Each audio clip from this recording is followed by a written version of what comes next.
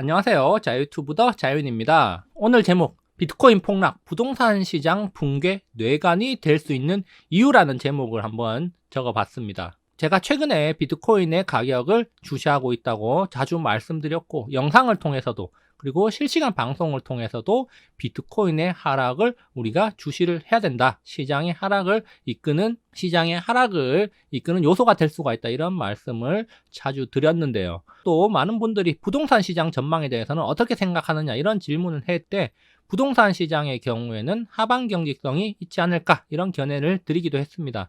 물론 지금도 그런 견해를 유지를 하고 있지만 그럼에도 불구하고 우리가 시장에서 나타나고 있는 여러 가지 상황들을 좀 살펴볼 필요가 있습니다. 그래서 제가 오늘 어떤 뉴스 기사를 하나를 봤는데, 이 뉴스 기사를 우리가 곱씹어 볼 필요가 있다 이런 생각이 들기 때문에 오늘 한번 소개를 해드리면서 이야기를 한번 해보도록 하겠습니다. 아주 흥미로운 뉴스 기사였습니다. 암호화폐를 담보로 한 모기지 상품이 있다는 겁니다. 물론 우리나라는 아니고요. 모든 금융상품의 근원, 바로 미국에서 나타나고 있는 현상인데요. 암호화폐를 담보로 해서 주택 구입 자금을 빌려준다는 겁니다. 우리나라의 경우에는 부동산을 담보로 해서 돈을 빌리기도 하지만 기본적으로 우리가 주택을 구입할 때는 DSR을 따져보는 게 일반적입니다. 그래서 사실 위기가 찾아왔을 때 파산하는 개인들, 경제적 충격을 완화하기 위한 조치다 이렇게 볼 수가 있겠는데, 미국에서는 다양한 상품들이 만들어지고 판매가 되고 있는 게 현실이고, 이런 상품이 있다는 겁니다. 그래서 저도 이런 상품이 있다는 것에 대해서 조금 놀라기도 했는데요. 보면은 마엘로라는 회사가 있습니다. 마엘로라는 회사는 플로리다에 기반을 둔 회사인데요. 집 사는데 돈이 모자란다. 그러면은 암호화폐를 담보로 돈을 빌려준다는 겁니다. 요즘에 암호화폐 투자를 하는 사람들이 많지 않습니까? 그런데 그 암호화폐의 가치를 담보로 해서 돈을 빌려준다는 거죠. 어떻게 본다면은 주식 담보 대출하고 비슷하다. 이렇게 또 볼 수가 있겠는데, 미국에서는 지금 암호화폐로 돈을 빌려주는 금융회사가 있다는 겁니다. 그래서 지금 보면은 예를 들어서 이제 뉴스 기사에서 인용을 했습니다. 10억짜리 집을 사요. 10억짜리 집을 사는데 일반 서민이 현금 10억을 다 들고 있는 경우가 많겠습니까? 그렇지 않다는 거죠. 그렇기 때문에 돈을 빌려서 집을 삽니다. 집을 살 때는 보통 돈을 빌려서 사니까요. 그래서 소득이나 여러 가지를 따져가지고 은행에서 3억을 빌렸다는 거죠. 3억을 빌렸는데 그러면 7억이 모자라. 10억짜리 집을 살려는데 7억이 모자라. 그러면은 이 모자란 7억을 암호화폐를 담보로 해서 빌려준다는 겁니다. 이런 회사가 있다는 거죠. 그러니까 소득이나 여러 가지 따져가지고 3억밖에 못 빌려서 집 사는데 7억이 모자라는데 이 모자란 7억을 암호화폐를 담보로 해서 빌려준다는 거. 상당히 신박하지 않습니까? 그래서 이 마엘로라는 회사 굉장히 승승장구하고 있다는 겁니다. 그래서 한국에 이제 이런 뉴스 기사가 나왔어요. 암호화폐 담보로 모기지론에 서브프라임 악몽 우려가 나타나고 있다라고 하면서 제가 이제 이 뉴스 기사를 보고 굉장히 흥미로워서 조금 더 찾아봤습니다. 그래서 비트코인 등 암호화폐 투자자들에게 주택 구입 자금을 대출해 주는데 비트코인, 알트코인, 스테이블코인 그런 것들을 담보로 해서 빌려준다는 거죠. 그래서 지난 1월부터 해서 30년 만기 상품으로 500만 달러까지 대출을 진행한다고 합니다. 우리 돈으로 따지면은 한 6억 정도까지 돈을 빌릴 수가 있다는 거죠. 그래서 지난 한 달 동안 얼마의 대출 수요가 있었나? 지난 한 달 동안만 약 4천억 원이나 되는 대출이 승인 났다는 겁니다. 물론 부동산 시장의 규모에 비하면은 이 4천억이라는 금액이 작을 수도 있다. 이렇게도 볼 수가 있겠지만 어쨌든 지금 굉장히 큰 인기를 누리면서 암호화폐 담보 대출이 진행되고 있다는 거죠. 그런데 제가 이제 포브스 기사를 좀 더 찾아봤어요. 그러면은 이게 왜 문제가 될 수가 있느냐? 그러면은 이 마엘로라는 회사는 그럼 사람들한테 돈을 빌려주는데 암호화폐만 담보로 해가지고 이자만 받고 땡이냐? 그게 아니라는 거죠. 빌려줄 돈을 마련해야 되지 않습니까? 그러니까 이 암호화폐를 담보로 해서 돈을 빌려주고 자, 그것을 채권화 시켜가지고, 자, 그 채권을 또 다른 금융사한테 판매를 한다는 거죠. 자, 그래서 또 자금을 마련해서 또 돈을 빌려주고, 그런 식으로 지금 작업을 진행하고 있다는 겁니다. 자, 다시 말해서 이 마일로라는 회사는 이 암호화폐를 기반으로 돈을 빌려줘요. 그리고 이제 그 어떤 증서나 그리고 암호화폐를 자산을 담보로 잡을 거 아닙니까? 자, 이것을 채권화 시켜가지고 또 다른 금융사한테 판매를 하는 겁니다. 자, 그러면 이 다른 금융사는 또 돈을 지불을 하겠죠. 이 채권을 산 거니까. 자, 그러면 또 이 돈을 가지고 또 다른 사람한테 빌려주고 또 암호화폐를 담보로 받고 이 암호화폐도 채권화 시켜서 또 다른 금융사한테 팔고 이런 일을 진행을 하고 있다는 겁니다. 그러니까 암호화폐를 담보로 해서 그것을 채권화시켜서 다른 회사한테 팔고 있는 건데, 그런데 지금 이 포브스에서 지적을 하기로, 자, 이런 행태는 2008년 금융위기 당시에 서브프라임 모기지와 비슷한 구조다라고 지적을 하고 있는 겁니다. 자, 굉장히 복잡하고 그리고 상당히 지금 위험한 자산을 안전자산인 것처럼 꾸며서 팔고 있는 게 아니냐라고 의심을 하고 있다는 거죠. 즉, 부실자산, 위험자산 묶음을 건전해 보이는 채권 상품으로 묶어서 판매를 하고 있다. 그래서 이걸 통해 가지고 또 자금 조달을 하고 있다는 거죠. 서브프라임 모기지에 대해서는 인터넷을 찾아보면은 잘 정리가 해놓은 글들이 많기 때문에 자, 그런 것들을 참고하면 되겠는데, 결론적으로 말하자면은 굉장히 위험한 자산, 부실한 자산들을 안전한 것처럼 잘 포장해서 팔았다는 겁니다. 자, 선물 과자 세트를 판매를 하는데 선물 과자 세트 포장지만 그럴듯하게 하고 안에는 썩은 과자들만 넣어서 팔았다는 거죠. 그래서 사실 그게 이제 문제가 돼가지고 뭐 서브프라임으로 연결이 됐다 이렇게 볼 수가 있겠는데, 자, 지금 그런 것과 굉장히 유사한 구조로 사업이 진행되고 있다, 뭐 이런 이야기를 하는 겁니다. 자, 그래서 제가 기사를 좀 더 살펴봤더니, 자, 어떤 이야기들이 있었느냐? 바로 암호화폐 담보 주택 대출 상품. 자, 다시 말해서 암호화폐를 담보로 주택 대출을 해주고, 자, 이것을 상품화 시킨 다음에, 자, 자산관리회사, 즉 투자회사들, 그리고 보험사에 판매를 하고 있다는 겁니다. 자, 물론 이 보험사에 판매를 하고 돈을 받고 이제 일정 부분의 이자를 지급을 해 주는 거겠죠. 자, 그래서 이제 그렇게 자금을 또 조달하고 투자도 받고 그러는데, 자, 그런데 이런 상품의 구조가 좀 전에 이야기했듯이 2008년 금융위기 발단이 된 서브프라임 모기지와 유사하다는 지적이 있다는 겁니다. 자, 부실 위험 자산을 우량 안전자산인 것처럼 포장해서 판매를 하고 있다는 거죠. 자, 그런데 이제 뭐 이 회사가 그러면은 굉장히 뭐 나쁜 회사냐, 부실 회사냐, 뭐 그런 건 아니에요. 또 지금 보면은 대출 수요도 굉장히 높다고 합니다. 뭐 예를 들어서 뭐 텍사스, 뉴욕, 캘리포니아 등 주요 도시에 거주하는 사람들이 지금 암호화폐 대출을 받기 위해서 8,000명 이상이 대기를 하고 있다. 대출 심사를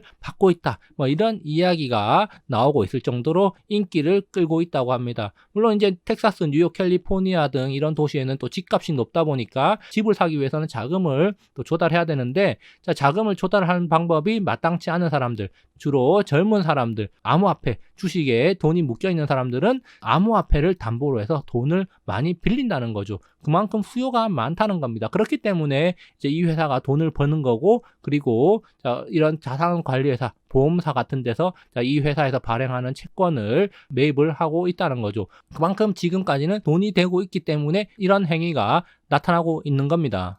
자, 그런데 문제는 뭘까? 여기에 대해서 한번 생각을 해봐야 되겠죠. 자, 그러면은 결정적인 이 회사가 발행하고 있는, 이 회사가 판매하고 있는 상품의 결정적인 문제가 뭐냐? 바로 암호화폐 가치가 하락했을 때 문제가 발생하는 거죠. 자, 암호화폐 가치가 하락한다는 거는 담보물의 가치가 하락한다는 거죠. 자, 담보물의 가치가 하락하게 되면은 자, 채무자의 또 상환 능력이 상실되는 그런 사태가 벌어질 수 있습니다. 자, 마찬가지로 우리나라 같은 경우도 이렇게 생각해 볼 수 있어요. 자, 어떤 사람이 연끌을 해가지고 자, 10억짜리 주택을 샀어요. 자, 그런데 10억짜리 주택을 자, 7억을 대출을 받아서 샀다고 한번 가정을 해봅시다. 물론 이건 현실적으로는 발생하지 않지만, 자, 그래가지고 자, 한 달에 이자랑 원금을 포함해가지고 300씩 납입을 하고 있는데, 자, 그런데 만약에 집값이 하락을 해가지고 6억이 됐다. 폭락을 해가지고 지금 비트코인이 폭락을 한 걸로 가정을 한다면은 6억이 됐다. 자, 그러면은 이 7억을 빌리는 사람이 어떤 마음이 들겠습니까? 자, 그냥 이 담보 물건을 이 담보 물건을 어떻게 해요? 그냥 빚 안 갚고 7억을 빌린 사람이 그냥 빚 안 갚고 지금 6억 가치가 된 이 담보 물건을 그냥 넘겨버리는 겁니다. 나 더 이상 못 갚겠다. 채무 불이행하면서 그냥 경매에 넘기든지 알아서 해라. 그런 식으로 넘겨버린다는 거죠. 자, 그렇게 되면은 뭐 더 이상 나는 빚 안 갚아도 되고 그냥 이거 니들 은행이 알아서 해라. 이런 식으로 이제 가버리는 거죠. 그런 사태가 발생할 수가 있다는 건데, 물론 이제 그거는 최악의 상황을 가정했을 때 이야기고요. 뭐 서브프라임 모기지 사태도 그와 비슷한 상황이 많이 발생했다는 점을 생각해 볼 필요가 있습니다. 자, 어쨌든 지금 담보물 가치 하락에 따른 채무자의 상환 능력 상실 문제가 불거질 수가 있다는 건데, 지금 암호화폐, 지금 비트코인의 가격이 어떻게 되고 있습니까? 계속해서 하락을 하고 있다는 거죠. 자, 그렇게 되면은 지금 돈을 기존에 빌렸던 사람들이 상환 능력을 상실할 수가 있고, 그리고 또 이 마일로라는 회사가 발행한 채권이 굉장히 가치가 하락을 하게 되면은 채권을 또 사줄 사람이 더 이상 나타나지가 않을 가능성도 있다. 뭐 그런 여러 가지 복합적인 문제가 있다는 겁니다. 자, 그래서 뭐 그러면은 채권을 팔아먹으려면 어떻게 됩니까? 금리를 더 쳐줘야 되는데, 그러면 마일로라는 회사는 또 이자를 더 높게 받아가지고 그 채무자들로부터 그 금리를 더 쳐줘서 다른 회사들한테 또 채권을 팔고 이자를 쳐줘야겠죠.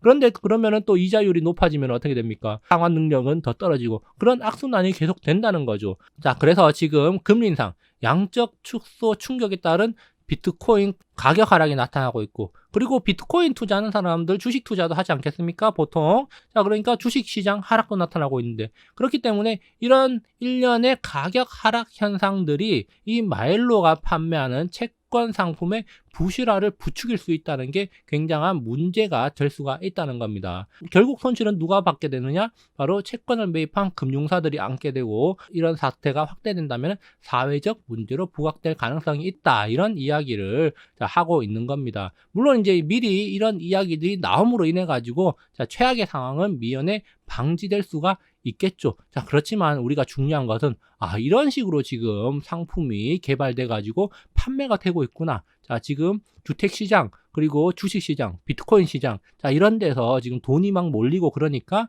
돈 된다는 소리 들리니까 지금 금융사들이 이런 식으로 상품을 판매해서 또 돈을 벌어들이고 있구나. 이렇게 또 생각을 해볼 수가 있다는 겁니다. 자, 그러면 그게 뭐가 문제가 되느냐? 물론 문제가 지금 당장 발생하지는 않겠죠. 그렇지만 나중에는 혹시라도 문제가 될 수 있기 때문에 우리가 예의주시를 하자. 이런 이야기를 제가 말씀드리는 겁니다. 자, 2008년 금융위기 이후에 미국 금융당국은 시장 붕괴 방지를 위해서 여러 가지 방안들을 마련했어요. 그래서 뭐 그때 이제 리만 브라더스, 베어스턴스 이런 애들이 날아가고, 그리고 이제 통폐합되고, 그 다음에 구제금융을 받았잖아요. 그러면서 이제 정부가 개입을 해가지고 대수술을 진행을 했던 겁니다. 그래서 2008년 금융위기에 엄격한 통제로 어느 정도 금융시장이 통제되어 오다가 2016년도 이후부터 서서히 완화되기 시작하고, 암호화폐 시장이 성장하면서 굉장히 규제가 많이 약화되고 다양한 파생 상품, 암호화폐 관련 상품들이 등장을 했다는 겁니다. 자, 결국에는 그래서 지금 이 단계까지 왔는데, 제가 생각했을 때 이 과도한 욕심이라고 또 할 수가 있겠죠.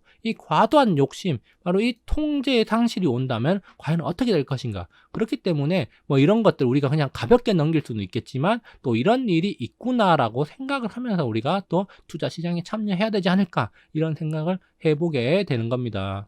그래서 결국 뭐 지금 당장은 문제가 되지 않을 거예요. 당장은 문제가 되지 않는다. 그렇지만 우리가 하인리의 법칙을 한번 생각해 보자. 결국 큰 사건이 발생하기 전에는 작은 사건들이 신호를 보내는데, 자, 작은 사건들이 지금 300개 중에 하나의 사건일까, 아니면 29개 중에 하나의 사건일까, 이런 생각을 해볼 수가 있다는 겁니다. 물론 마일로라는 회사가 망한 건 아니에요. 그렇지만 그런 회사들이 지금 암호화폐를 담보로 해서 돈을 많이 빌려줬는데 암호화폐 가치가 하락해가지고 그런 회사들이 결국에는 파산을 해버렸다?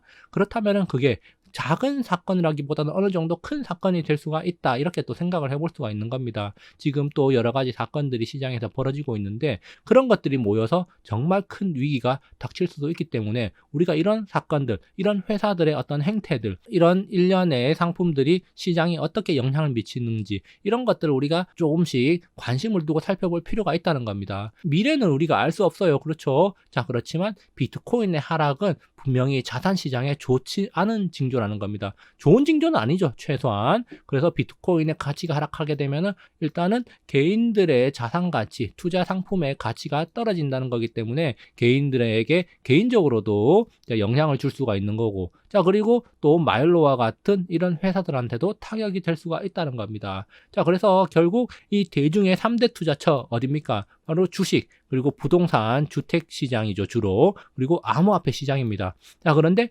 암호화폐와 주식 시장이 무너진다면은 결국에는 부동산 시장에도 일정 부분 영향을 줄 수 있다는 점 우리가 또 생각을 해야 됩니다. 주식 시장이 하락하고 암호화폐 시장이 하락을 하더라도 부동산 시장이라는 데는 반응이 느리고 또 속성 자체가 조금 다르기 때문에 견고한 측면이 있기도 합니다. 그리고 또 뭐 부동산 시장은 또 정책적인 측면, 그리고 수요와 공급적인 측면 여러 가지 면에서 또 다르게 볼 필요도 있죠. 그럼에도 불구하고 여러 가지 상품들이 부동산 시장과 연결이 되어 있다면 그것은 분명 충격을 줄 수밖에 없고, 특히 미국에서의 주식 시장과 암호화폐 시장은 또 한국에서의 의미와는 좀 남다르죠. 그렇기 때문에 이것에 충격이 온다면은 미국의 주택 시장에도 어느 정도 충격이 갈 수가 있고, 그 여파가 우리나라한테까지 영향을 줄 수 있다는 점까지 우리가 한번 생각을 해볼 필요가 있습니다. 물론 제가 뭐 겁을 주기 위해서 이런 이야기를 하는 건 아니고, 이런 일들이 지금 시장에서 벌어지고 있구나, 이런 것들을 인지를 하면서 우리가 투자를 하면 좋지 않을까, 이런 생각에 오늘 영상 한번 제작해 봤습니다. 여기까지 영상 감상해 주셔서 감사하고요. 항상 성공 투자하시기 바랍니다. 감사합니다.